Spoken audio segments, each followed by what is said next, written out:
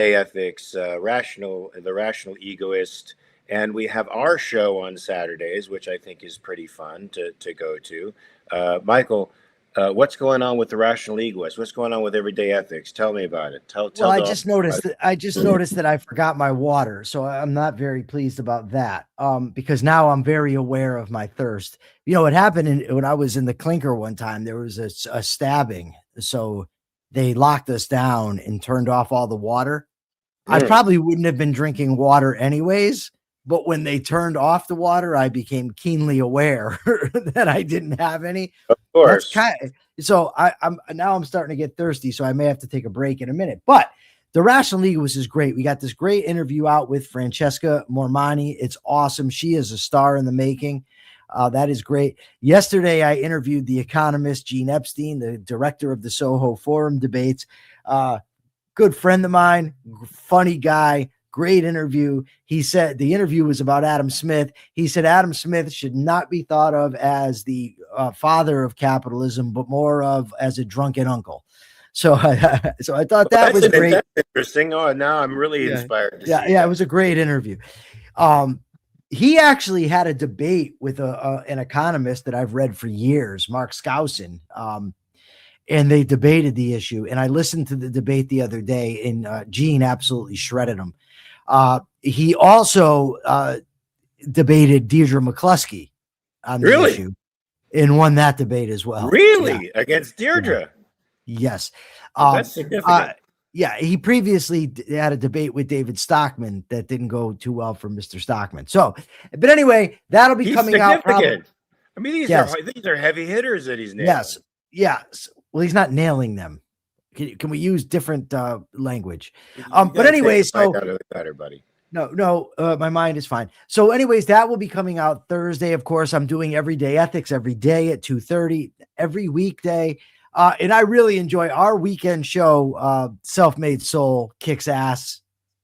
We super fun. Yeah, we are an awesome team. An awesome partnership. More people should be paying attention to us because of how great we are. We should have less people. we should have less people making fun of us online and talking about Milk and Mork's Big Adventure and all kinds of mean stuff like that. You know, these are people that we're very kind to, Mark, and they're being very mean to us for no reason at all. I'll name names. It's Persephone, and she's being unnecessarily mean to us. But anyways, we've got all kinds of great stuff. We're wonderful. Everybody should check it out. And I believe this Saturday we have a special episode of this, right, for Patreon on Capitalist Corner. Yes, we do. Yes, we do. Thank you for reminding me. Yes, we're going to have a special Q&A for Capitalist Corner on this weekend. So please check it out. Join the party. It's fun. We talk about serious stuff, but we have a good time too. So, and how weird is that? Objectivists having a good time? What? Yeah, that's right. So, Michael, I wanted to start off with a little bit of ICE stuff here because, there was a controversy yesterday that we talked about a couple people being arrested by ICE, manhandled by ICE, literally, who are American citizens. And of course, people who are watchdogs out there looking for ICE to cause problems are documenting this stuff. They're documenting it on their phones. And so we got to see this whole thing take place in front of us where this poor guy's being apprehended. He's being shoved into a truck. I might add, with a lot of curse words. It was very rough. There was nothing professional about the arrest at all. The person who was trying to help him was saying, "Give us your name, give us your phone number, we'll contact your family."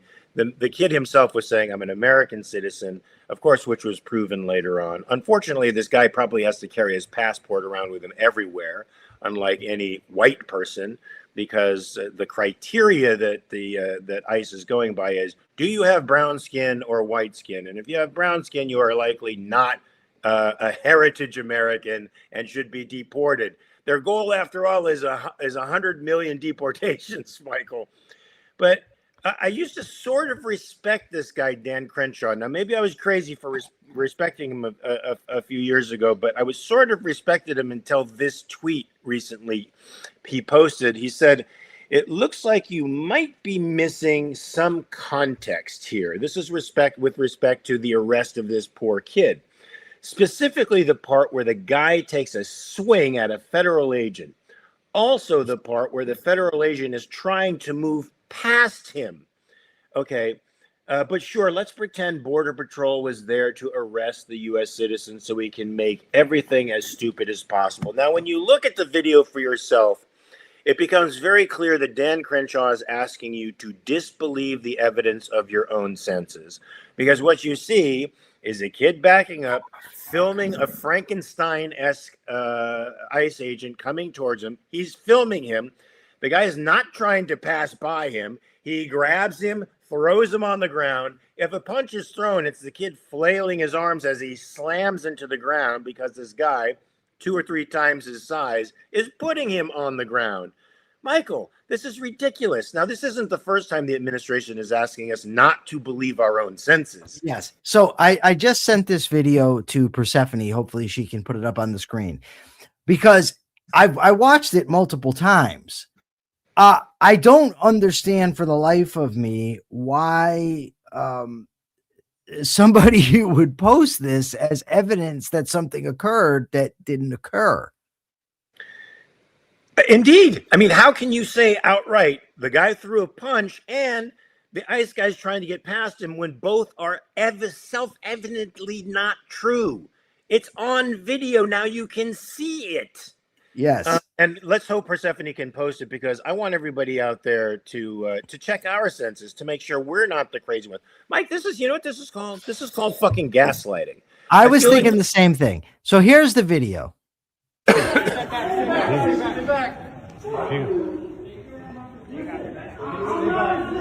are you doing?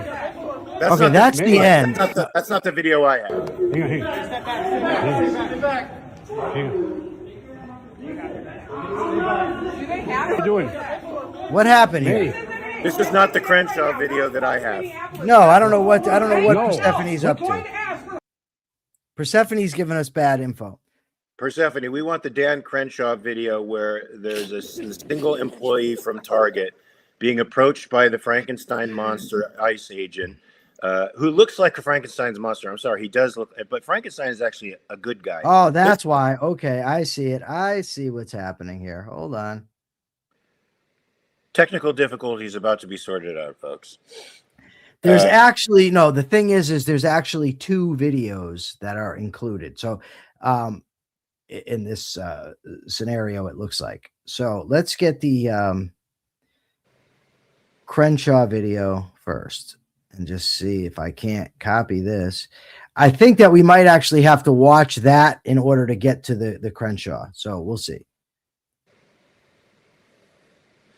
Either way, the other video is one I haven't seen, so I'd like to see it too. So if it gets us, well, why didn't you say that to begin with, and we could have just watched it instead of putting me through this?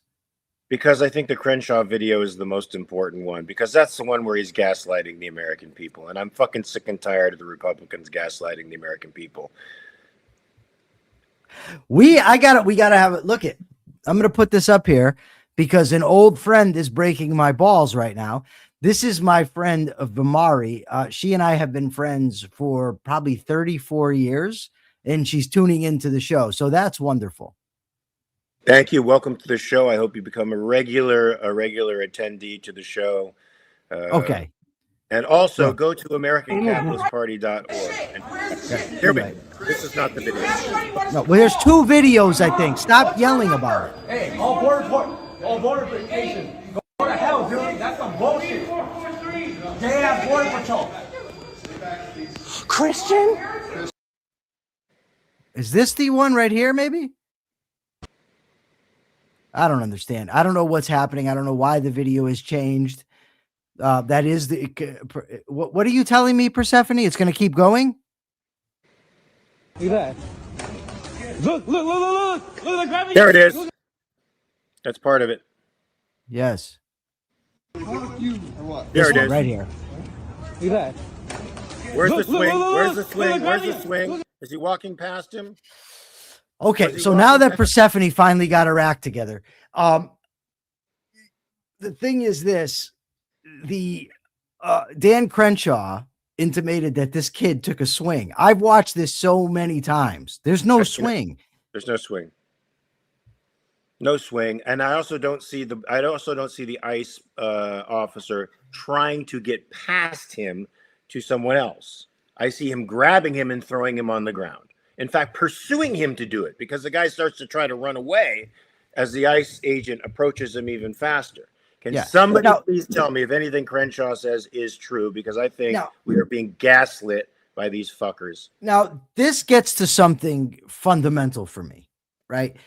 Because there's a lot of situations where we don't get to see exactly what occurred, where we hear from ICE or we hear from Trump or Trump's minions what has occurred. But if they will so blatantly lie about something that they're posting that you can see, I mean, how can you trust them otherwise when they're telling you about things that you can't see? Reputation matters. And this is why they want all cameras turned off. This is why they want to make it a crime for citizens to film the police officers in the middle of these arrests. You have every right as a citizen of the United States to film the police while they are making arrests. They, after all, are bound by the Constitution of the United States, not ICE. ICE is enforcing unconstitutional laws right now, in my opinion. You don't have you shouldn't have to necessarily follow orders by ICE. I'm not encouraging you to. I don't want you to get in trouble. I don't want you to get hurt. These are not the views of the American Capitalist Party. We already either. know that. That's already a disclaimer on there. These are not the views of the American Capitalist Party, but you certainly have no moral obligation to follow laws that are unconstitutional and immoral. And I would hope, as budding capitalists or full-on capitalists, freedom fighters, if you will, that you would not, in fact, indulge these laws or allow them to be indulged in front of you.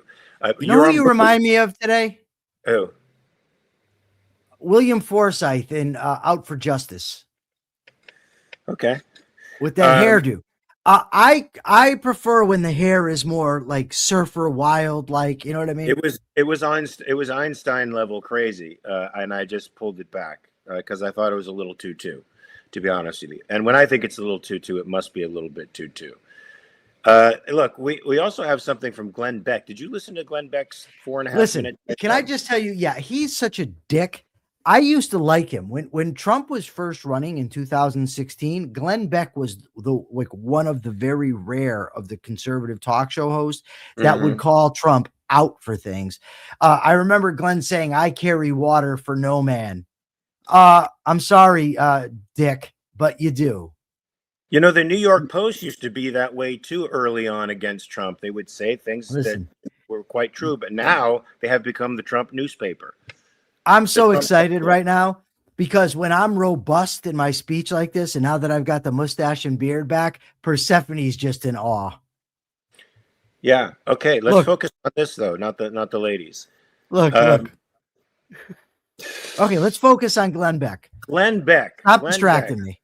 Glenn Beck. Now, this is a tweet as well that comes along with about a 4.5 minute speech about the Federal Reserve, which essentially ends in something that we could all agree on: abolish the Federal Reserve. But here's his perspective. He says, we're all thinking about Trump's battle with the Federal Reserve in the wrong way. Trump isn't taking revenge on Jerome Powell for refusing to do his bidding on interest rates. This is about who controls the economy. The founders said, you do. Okay. You want to change how Congress handles your taxes? Well, then vote them out. Is Congress trying to influence the free market too much? Well, then vote them out. Well, that's true. But Congress gave much of their power to the Fed, which answers to the banks. Here we go again. Now with the new right. This MAGA right, this nationalistic right is trumpeting the same nonsense about bank collusion and the evil bankers as the left. They've become indistinct from them in financial matters. Now, the Fed sets interest rates and holds our tax dollars. You want to make the system fair again? Abolish the Fed. Now, that's true. But to claim in any way or to suggest in any way that Trump is attempting to make the banking system reflective of the people and people's control of the money is absolute and total bullshit. No, I don't know if you saw the I also sent you something from the economist Michael Munger that I agreed with. He, because like you said, I'm for free banking. But Michael Munger basically says this is not an option right now. We have two options. Either the Fed controls interest rate or Trump does. It's better to have the Fed control interest rates. Yes, absolutely. That's unequivocal, right? The idea that Glenn Beck is putting forward, it's like they've taken Trump and said everything that he does, no matter how statist it is free market. Well, they're also saying he's an avatar for the people. So anything Trump wants, it's for the people. Who said that? Who? No, I'm saying it's like guys like Glenn Beck in this situation are using Trump as an avatar for the people. So if he's doing something with the Federal Reserve, like he's doing now, trying to oust Powell, it's because he wants the money to be in control of the people. When what Trump really wants is interest rates to be low. He wants to dictate the way the economy goes himself for his own purposes. Yeah. You've lost the plot now. We were having a nice take, and now you brought in this whole avatar thing. I don't know that that's implied. I think that Glenn Beck is basically saying that Trump wants to have the American people control the economy. You've gotten into this weird thing. That's what I'm saying. But he's saying that's exactly what I'm saying. You're just saying it in slightly different words, but that's exactly what. That's not what you were saying. What are you talking about? How do we get there? What do you mean? How did this happen? Well, it happened by me interpreting his words as Trump is basically trying to make it as if he wants people to control the economy. But that is not the case. That's not the case. But I don't think Beck is not saying, yes, Trump is going to control the economy as the avatar for the American people. No. He's not saying that. That's not what I'm saying. I'm saying Trump seems to be the avatar for the American people to the people in MAGA. In other words, anything Trump wants is for the American people. Anything You're giving Persephone a headache right now. That's what's happening. Poor Persephone. Poor Penelope. It's all right if you don't understand. Somebody in the chat, please. Poor Penelope. Penelope has a headache now. I agree with you that Donald Trump in many ways sees himself as the embodiment of the American people. There we agree. And many people do as well. I agree. I just don't think that's what Glenn Beck is saying here. Okay. Poor Penelope. All right. What is your thoughts? Do you want to yell at me? You can yell at me if you want to. Me? Yeah. No, I don't want to yell. I'm tired of the gaslighting. I'm tired of the rationalizations. I'm not gaslighting you. Not you. Glenn Beck. Glenn Beck has become a member of the gaslighting community that's trying to tell us what you are seeing is not, in fact, what you are seeing. It's not so hard to put together the fact that Trump has been at war with Jerome Powell from the beginning of the administration. Yes. He's been trying to get him to lower interest rates. You have to be stupid not to connect the dots that the reason he is now persecuting him through the DOJ is to pressure him into doing what he wants to do.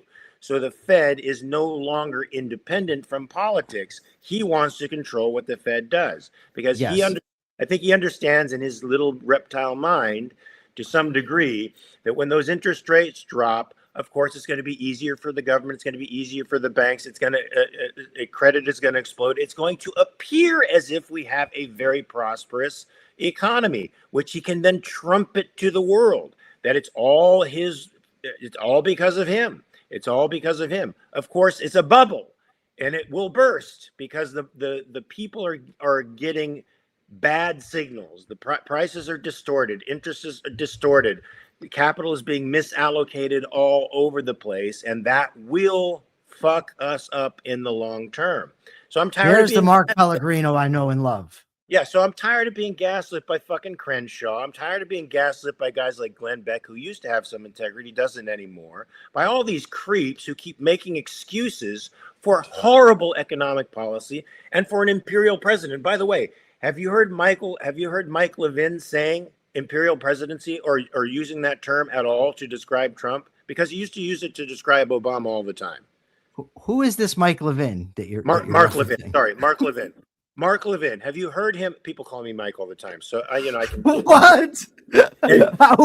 How is Mike, that? it doesn't matter. People call me Joe. Who cares? Mark Levin, have you heard him talking about the imperial presidency under Trump the way he used to talk about it under Obama? No, I stopped paying attention to him when he was on the Trump train, then started bashing Trump when he was supporting Ted Cruz. And then once Trump won, he jumped back on the Trump train. And then I realized everything I needed to know about Mark Levin.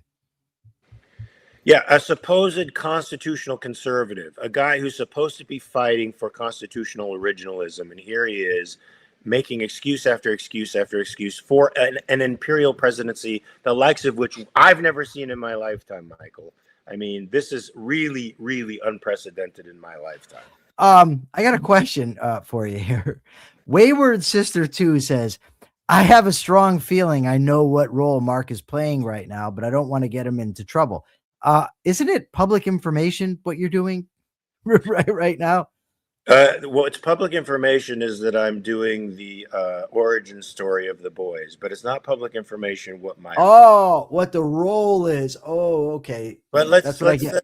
Go ahead and let's see what you say. Tell her to say something. Tell me what you. What do you mean? Tell her. She hears you. Wayward Sister. Who is Wayward Sister? Do we know? We do, but I'm. Don't ask me. I'm drawing a blank right now. So wait. Okay. So Wayward Sister, tell me who you think I am playing, and if you're right, I'm not going to say you're right, but how did you come to your conclusion with respect to the character you think I'm playing on Vought Rising? By the way, which will be on Prime, folks. So check it out. The mustache. It's all in the mustache. Which I trimmed, by the way. I had to trim it. Every time I. So you broke the rules. You broke the rules. Every time I drank a glass of water, 50% of the water was going into my mustache. Did you get permission? I did not, but I trimmed it enough so that I know it's not going to bother them. What if it does? What if the whole role is ruined? It's not going to be ruined. That's not it's not going to be ruined. If you show up in Toronto with a wayward mustache, you know what this could be a problem. They can add hair to it because it's Hollywood. They can do that kind of stuff. They can do whatever. So we've gone off the rails now. Wayward Sister is having psychic premonitions about the role you're having. I prefer tell me the psychic premonitions. Tell me what role it is. Well, I like to keep Mark Pellegrino out of my psychic fantasies. That's all I'm going to say. All right. Do we have another story? Look at what we've done here. Ian Gilmore. Come on, man. This is a bad vibe. Variety tomorrow. Pellegrino fired from Vought Rising. Listen. What do you mean bad vibe? You think you're going to be jinxed? Are we going down the Annabelle road again?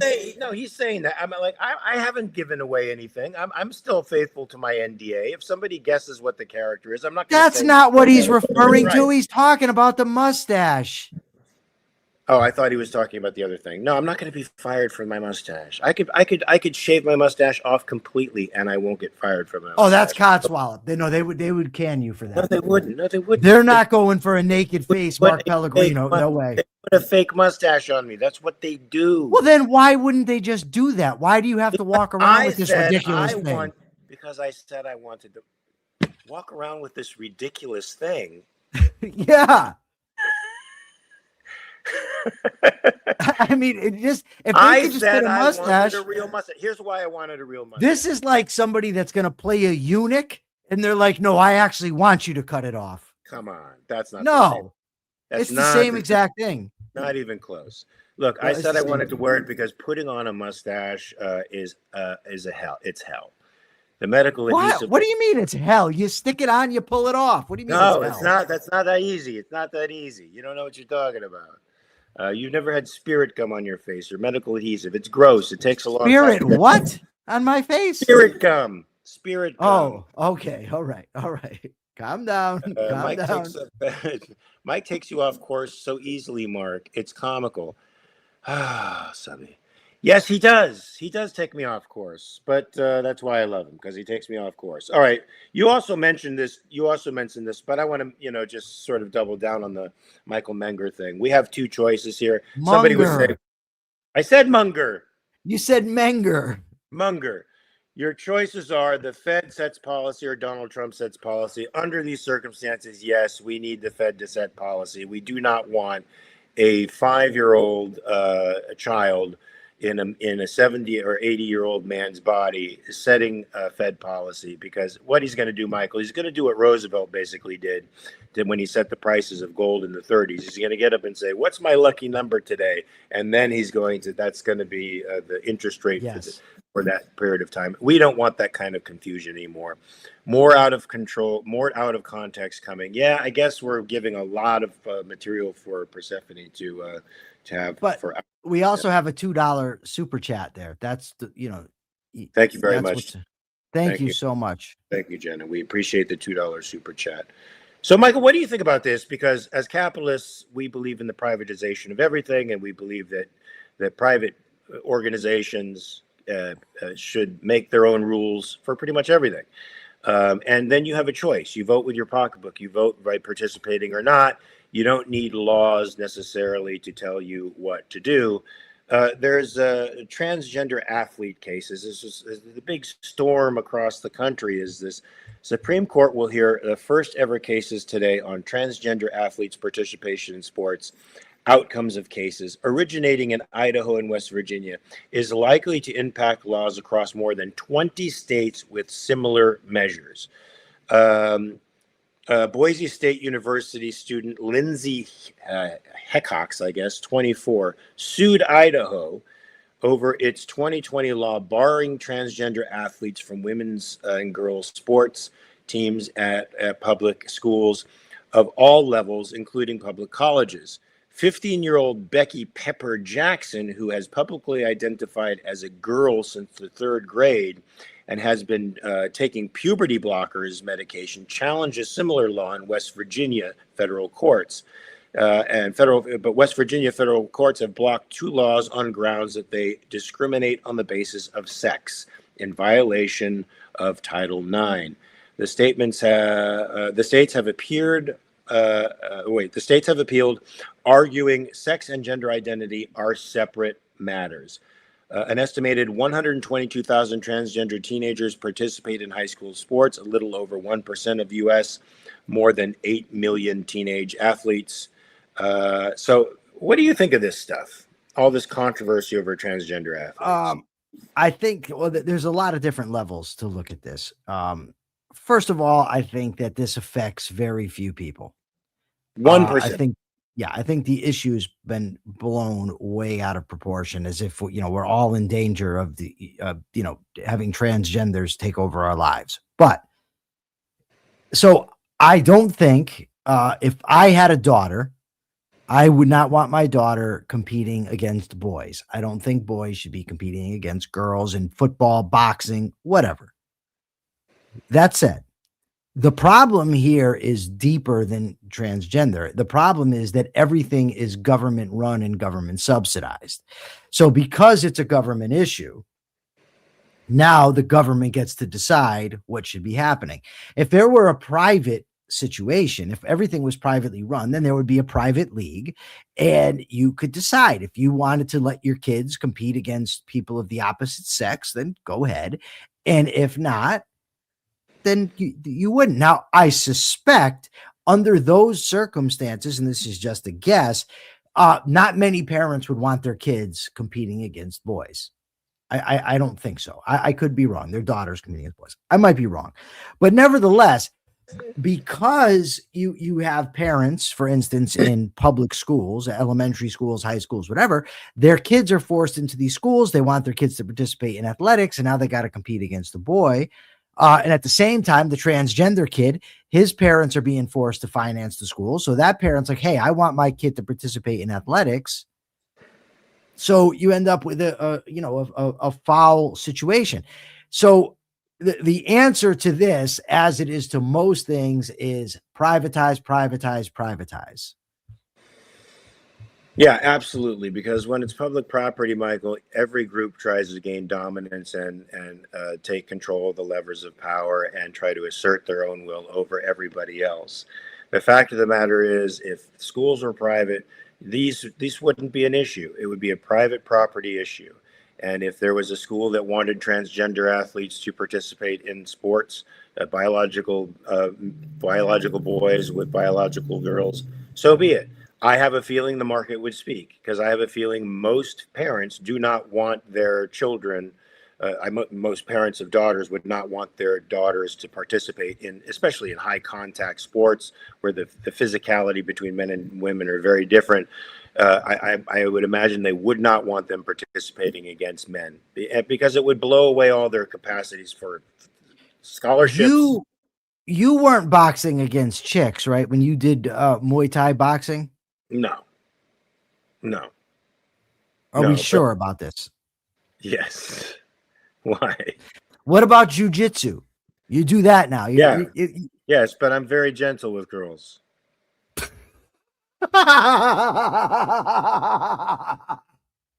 Always.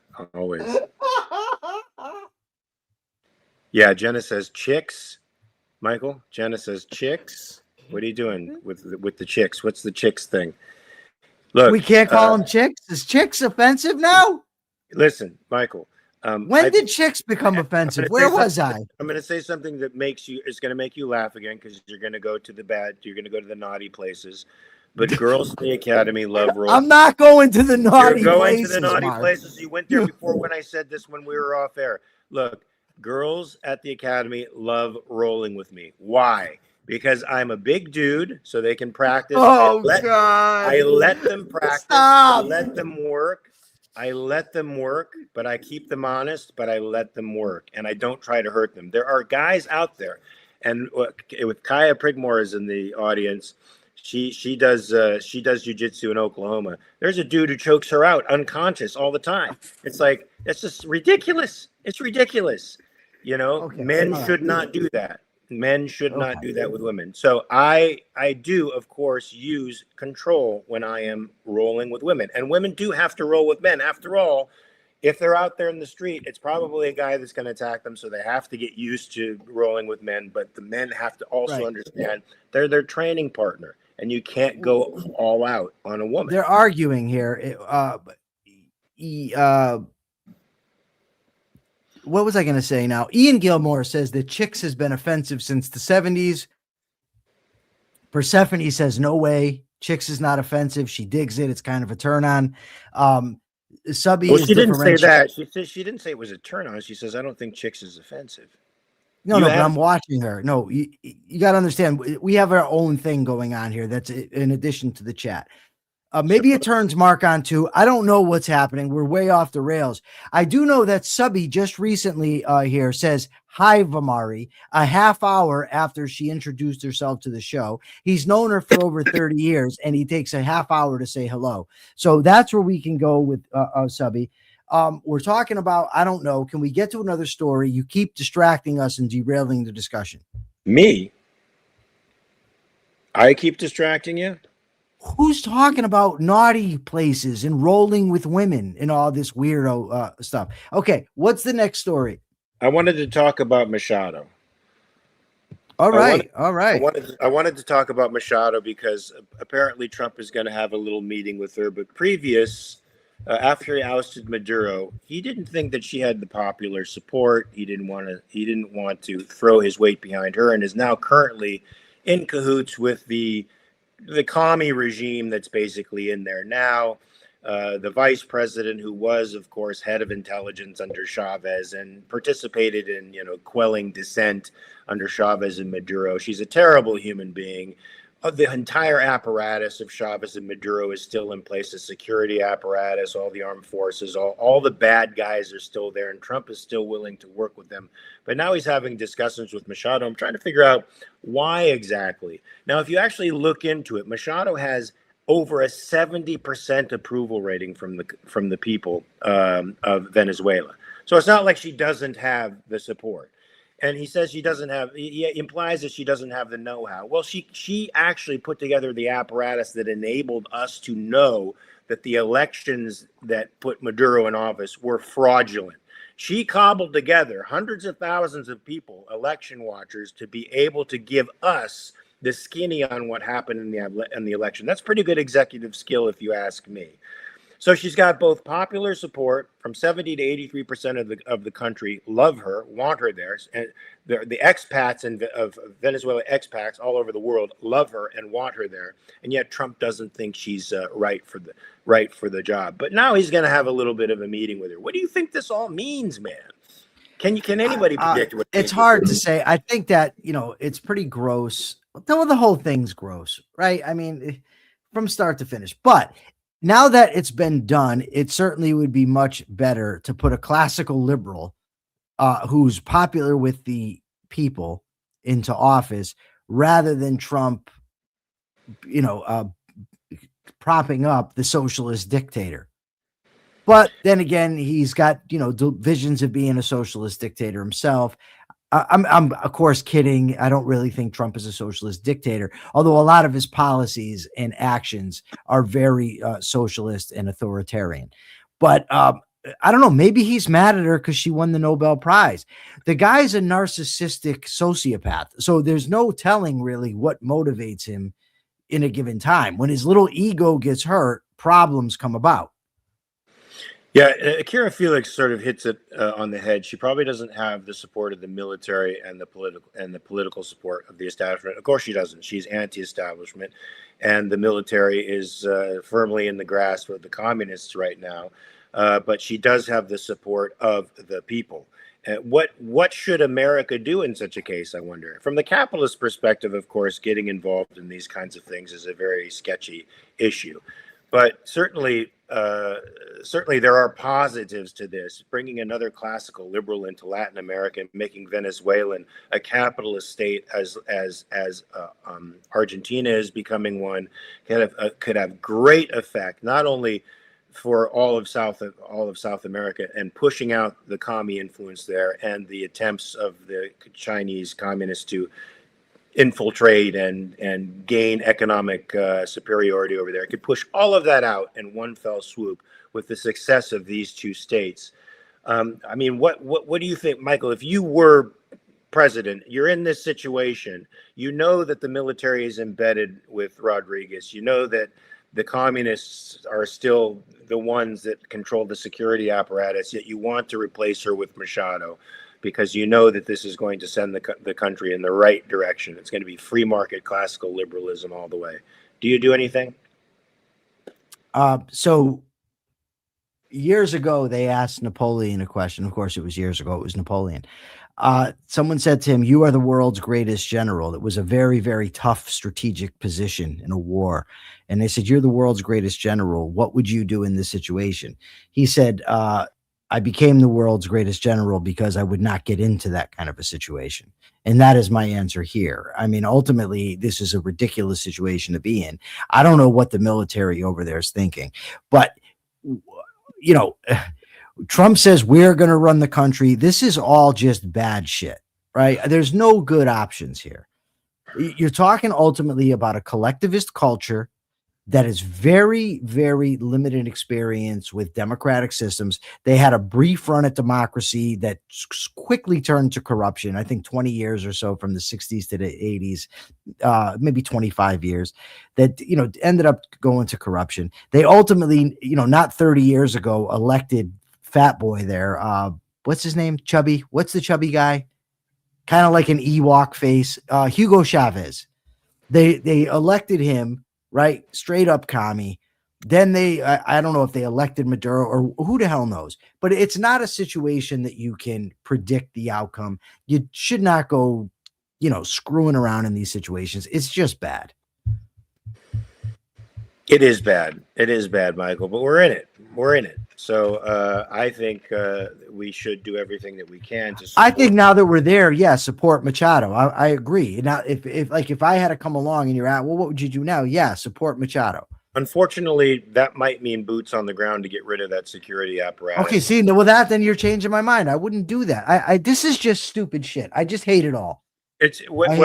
When you overturn an administration, but then don't allow the ideology to shift, and you let other people who are the same type of person remain in the administration as if you can bargain with them, you put yourself in a clusterfuck. So he certainly Yeah. put himself in a paradoxical situation. It's going to be super hard to get out. This is the addendum to Mark Pellegrino's micro penis theory of dictatorship, is the clusterfuck theory of regime change.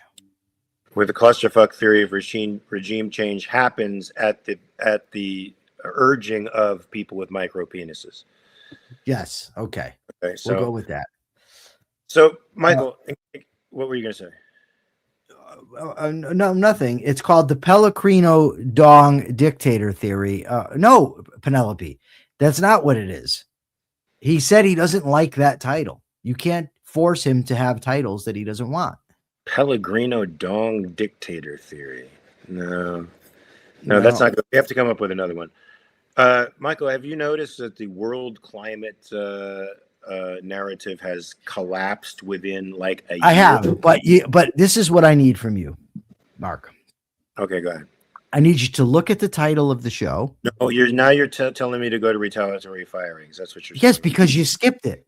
I did skip it because I thought this. But I'm advertising it. I put that there to advertise, to get people to tune in, and then they tune in, and you're talking about dongs and this and that. Do you guys want to hear about the collapse of the environmental movement over the last year, or do you want to hear about the retaliatory firings first? Let's take a little vote online here, folks. Put your chat up. Please agree with me. Don't agree with Michael. It's just going to make his head bigger, I should say.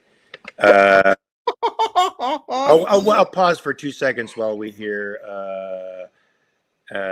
while we hear yes. Somebody says yes. Somebody say yes. Yeah, no, Jenna Kleem says yes. She has a name. I understand when you're real famous, when you're famous and everybody just, gives you everything, and you're flying around in your jet, you forget that people have names. Yes to what? The climate change thing? We don't know what she wants. Well, that's what I'm trying to get to. Yeah, what are we getting at? Nobody's answering. Can we just nobody's do the story? answering.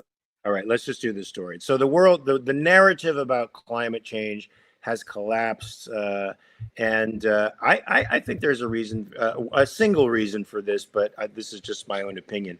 So as you all know, for the last 10 years, they've told us we have 12 years before the Earth dies or overheats. And they've been telling us that every 12 years that the Earth is going to overheat and die, or we're going to pollute ourselves into oblivion. We're going to be living in a dystopia. I think 5 or 6 years ago, England was supposed to be underwater. None of that has ever happened. None of the predictions have ever come true. They've been exponentially off. And every single one of the people who've predicted these terrible apocalypses, Michael, have become even more wealthy and better, more accepted within the academic communities. And so it's one of the few, I guess, topics or narratives that you can fail upward in. And that was sort of the way things were going for a long time, but now it's collapsed. Bill Gates is now saying it's not as big a threat as we were thinking before. We're withdrawing, of course, from the Paris Accords, as we did once, and we're going to do again. And there's now a craze for more fossil fuels. Some of this is being held back in Europe, but Europe is embracing more fossil fuels because they have some of the highest energy costs in the world. And they're also experiencing what it's like to make this transition over to quote unquote reliable, sustainable sources of energy, which means unreliable, not very sustainable, and power outages. They don't want that. Now that we're transitioning to AI, we need a bigger power grid. We need more power. And so now people are going towards fossil fuels again and towards nuclear energy. Fission and fusion is where the future seems to lie. And so the environmental argument of zero emissions has now gone by the wayside in favor of human flourishing. I think Alex Epstein is almost solely responsible for the change in the language that has changed the debate, that has made people see environmentalism in terms of human flourishing and not in zero emissions. What do you think? I'm happy for this change. I think it's a great change. Do you think it's good? I think it's great. Yeah. The part of the problem here, Mark, is there may be some legitimate concerns. Hell, I'll say there's legitimate concerns with pollution, right? But when instead of saying, listen, we need to maybe do something to compensate or to, fix things, whatever. They go right to the planet's going to be over. We're going to be dying in droves. The ice caps are gone. The polar bears are going to disappear, and every other thing that they predict. The problem is, now obviously, I'm not a climate scientist. I've tried to investigate this stuff on global warming specifically, and I quickly realized that I would have to learn a whole new vocabulary to really understand all the ins and outs. But this much I do know. The doomsayers have been wrong for a very, very long time, right? We're going to be overpopulated. We're running out of minerals. We're running out of that. This is going to be a catastrophe. Everything's coming to an end. And they're just wrong so much. Yeah, I'm thinking Paul Ehrlich said all of that stuff with the population bomb. Yeah, he was the one-man avatar for the for the movement. But yeah, so and that just they end up just with egg on their face. Alex Epstein, well, some people may call him, oh, he's extreme. I don't know. Maybe they do. Maybe they don't, whatever. But I think they probably do. But really, he doesn't deny that the earth is warming. What he does is talks about, like Thomas Sowell points out, the trade-offs. Okay, the earth is warming, but what is the alternative? With the earth warming comes all the tools to deal with a warming earth. Right? Yeah. Well, not only that, you need more energy to deal with whatever climate changes happen. You need more energy to build the infrastructure to deal with whatever the climate is going to send your way. And the benefits of warming too, which nobody talks about. So one of the things that I think he made that he popularized really was how people are only looking at the detractions and not the exchanges, not the trade-offs, not the good things. Go ahead. Yes. And the fact that, life expectancy, since they've been complaining about this stuff, life expectancy is going up. More people actually die from cold than heat. I mean, there's all kinds of things. You need air conditioners, cool us off.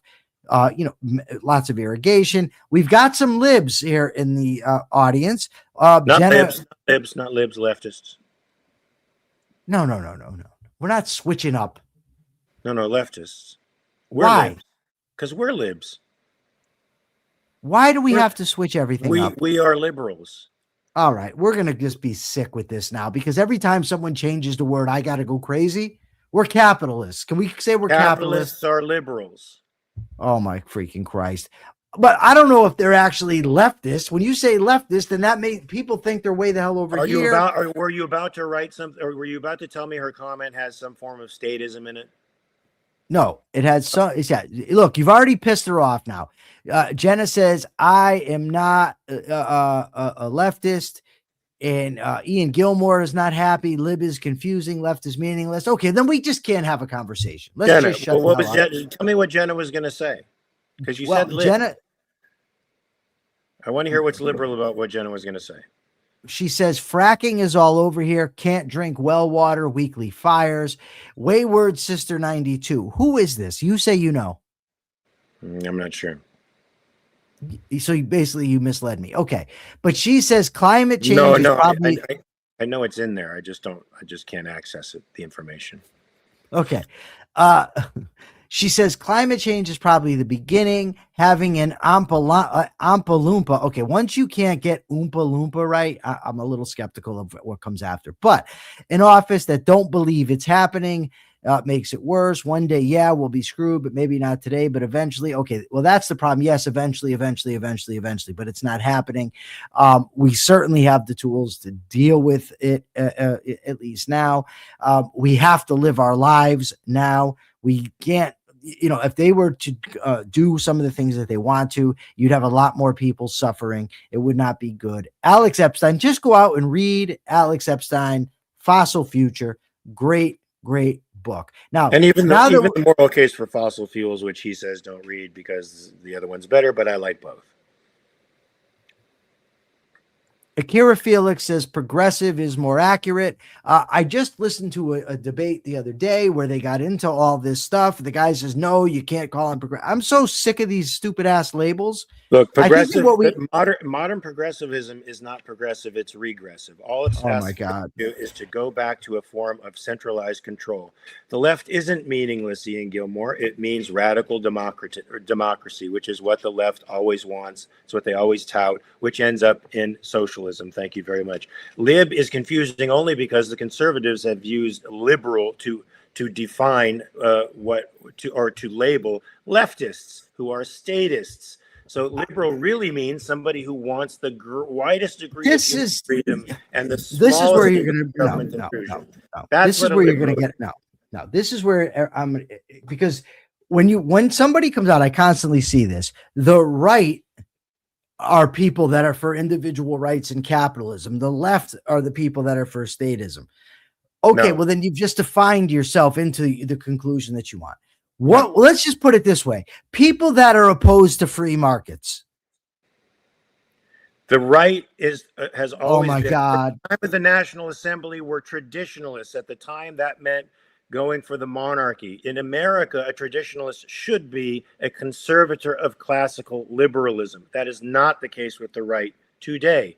The right has incorporated an entirely different kind of old world European traditionalism, nationalism, and Judeo-Christian values. That is not what America. I can almost guarantee you, if I look up leftist, I just had a podcast this morning and we talked about Edmund Burke. I would almost guarantee you that if I look up leftist, it's not going to say people who believe in radical democratization. I can almost guarantee it. Fine. You could. What do you mean? Maybe. Fine. The point is we need to be able to identify the things that we're talking about. Right. And I identify it by my experience, what I see leftists talking about. Eventually, radical democracy leads to the socialization that they want. That's what they're Hold on a second. People ownership. How do you okay, hold on. Wait, stop. Slow.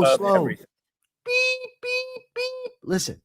Are you backing up? I want you to back up. You say that when you see these leftists, this is what they talk about. And so that's how you know that. Okay. How do you know they're leftists? How do I know they're leftists? Because that's what they're talking about. Okay. You don't see the circularity there, Mark?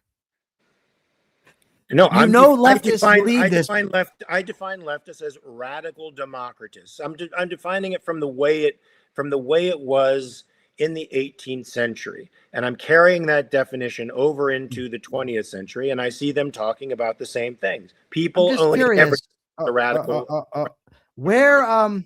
I'm curious. I wonder where Frederick Bastiat sat. You mean on the left or right side? Yeah. He probably sat on the right side. I'm pretty sure he sat on the left. Okay. Maybe not. I don't know who the hell he sat. I got to find out, define leftist. Personally, he was a rebel. He was a rebel. He was on neither side, as far as I could tell. He was an independent thinker. Anyway, look, we got to get to this topic that you wanted me to get to, which is we want to get to this topic of retaliatory firings. We could deal with. We're not going to get to what the definition actually is. We will. We'll get to that. We'll get to this. We'll get to this topic first because I think this is important. It is part of the. All right, let's just talk about this and forget about all these stupid words. Can we just talk about this guy that was fired? Breaking. This is from Brian Krasenstein.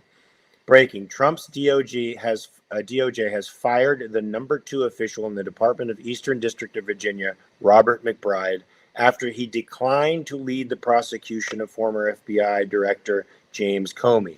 In other words, Trump's DOJ is continuing to fire people who refuse to prosecute his political enemies on trumped-up charges, the very definition of political persecution. Do you agree with this, Michael?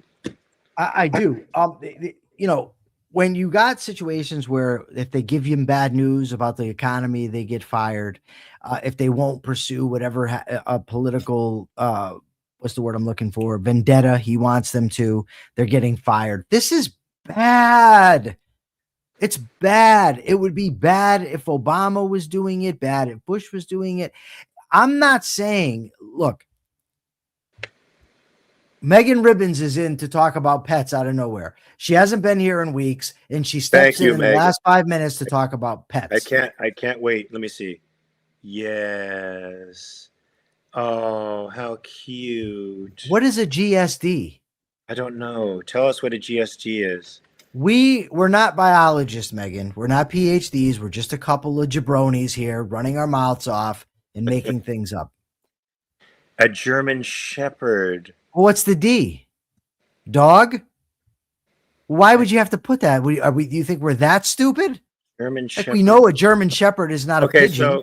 So or a you parakeet. Of course, you're going to have to do the glucosamine because you're going to have to worry about hip dysplasia. So make sure you give her plenty of exercise, but be very careful about that hip dysplasia. Sometimes they get glaucoma. Make sure you supplement for that kind of stuff as well. And they're working dogs, so make sure if you can put them in an atmosphere where they're working, the way they need to work.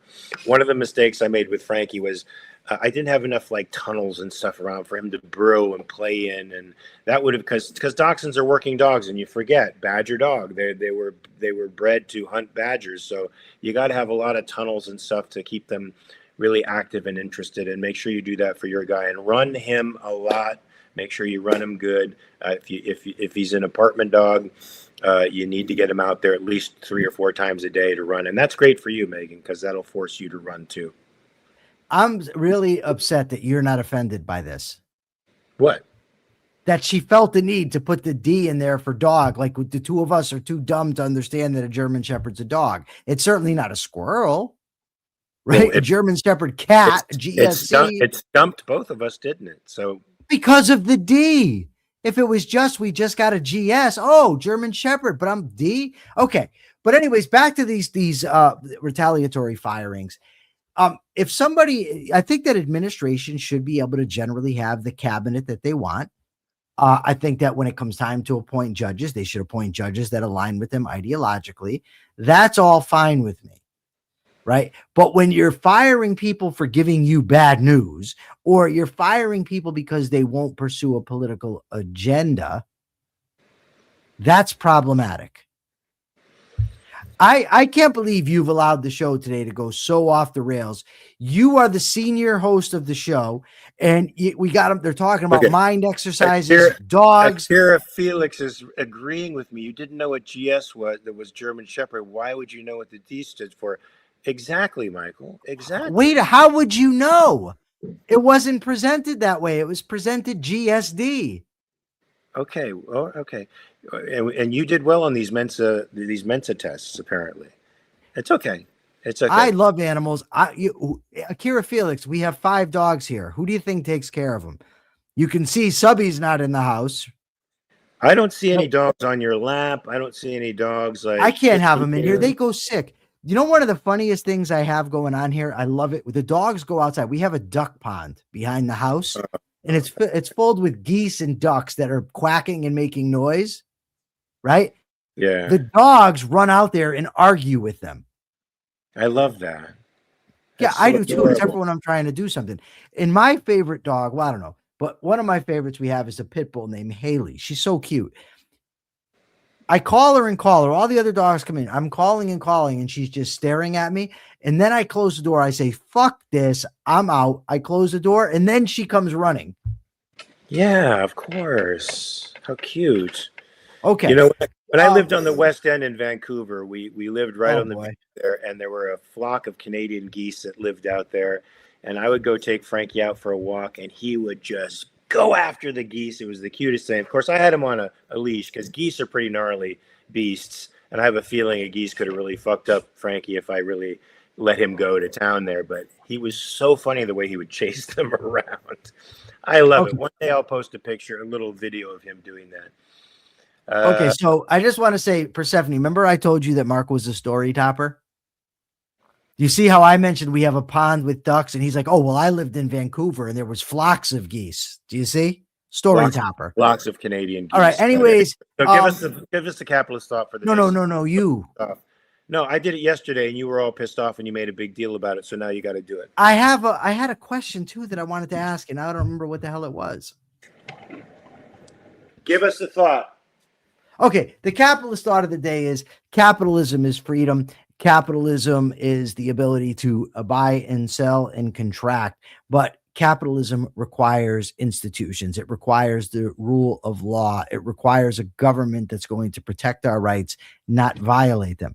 When we have presidents such as Obama when he was in office, Trump when he's in office, Trump I would say is worse, who rule by executive fiat, who don't think that they are limited by the Constitution, in such circumstances, capitalism cannot properly function.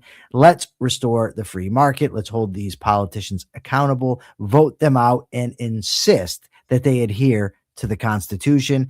And now, Mark, you can ask the question. Amen to that. I loved all that, Michael. That was very good. This question is unrelated to capitalism or politics. We're in the award season right now for movies. I want to know what your favorite movie of the year was. Please answer that on YouTube. I have some. I'm actually going to go on YouTube, and I think I'm going to answer my own question because I want to. So tell us what your favorite movie was, and also remember, folks, that the horror roundtable is going to be starting up on the 17th. So we're going to be able The what? The horror roundtable. So we're going to talk okay. about horror movies. It's one of my favorite things in the world. My wife thinks I have terrible taste in movies because I like horror movies. What can I say? But I also like good movies too, regular movies, artistic movies. Anyway, folks, we're going to. What was that voice? That was a little Trump. It was a little tiny Trump. A little tiny Trump. A micro. All right. A micro penis Trump. I think it's interesting that you don't go to the YouTube and answer my questions, but when you ask the question, like, oh, I'm going to go answer my question. All right. Next time I'll go to YouTube and not answer your question. I'm joking. Pits are great. Pits are great animals. They've been totally maligned. For anybody out there, pit bulls are great, great, great dogs. Anyway, folks, we'll see you here tomorrow, 9 a.m. Pacific, 12 p.m. Eastern time. You got 23 hours to check your premises. Please do that. And please try to spread the word. Like and subscribe this station, this channel, all across media platforms. Go to YouTube, like it. And because we need to get this message of individual rights and inviolable property out there, and also go to AmericanCapitalistParty.org when you can. Until that time, folks, peace.